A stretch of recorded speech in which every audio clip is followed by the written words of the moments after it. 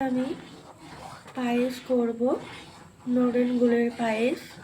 তার জন্য দুধটা জালে বসিয়ে দিয়েছি, ভালো করে ফুটানো এটা হবে। এবং এর মধ্যে দিয়ে দিয়েছি তেজপাতা।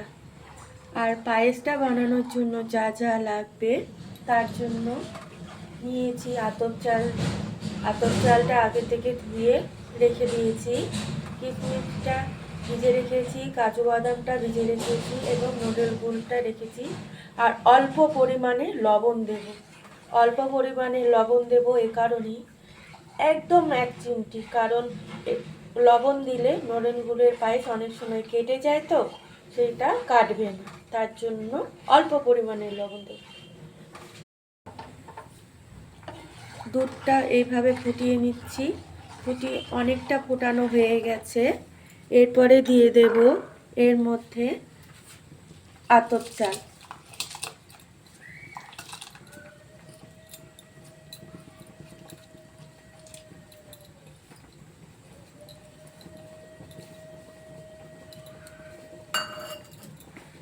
আতপ চালটি দিয়ে নাড়াচাড়া করে পায়েসটা শুকিয়ে নেব এবং চালটা যতক্ষণ সেদ্ধ না হয় ততক্ষণ এটা একটু শুকিয়ে নেব। পায়েসটা এখন চালটা সেদ্ধ হয়ে গেছে। আমি অল্প পরিমাণে সেদ্ধ একটু বাকি রাখাতেই বাদাম আগে থেকে ভিজিয়ে রেখেছিলাম, কিশমিশ,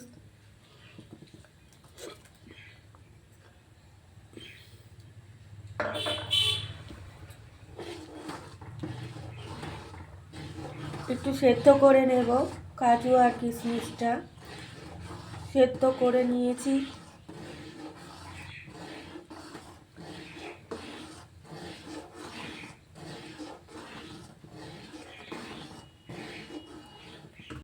কাজু কিশমিশটা সেদ্ধ হয়ে গেছে। আমি আমার পরিমাণ মতো নলেন গুড় দিলাম। তোমরা তোমাদের মতো করে দেবে। তোমরা যে যে পরিমাণে খাও, মিষ্টি খেতে ভালোবাসো, সেই পরিমাণে দেবে। আমি আমার মতো করে দিলাম। লবণটা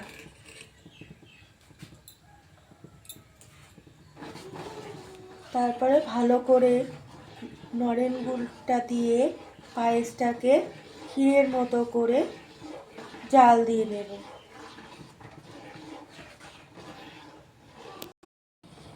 আমার নলেন গুড়ের পায়েস হয়ে গেছে, এখন আমি নামিয়ে নেব।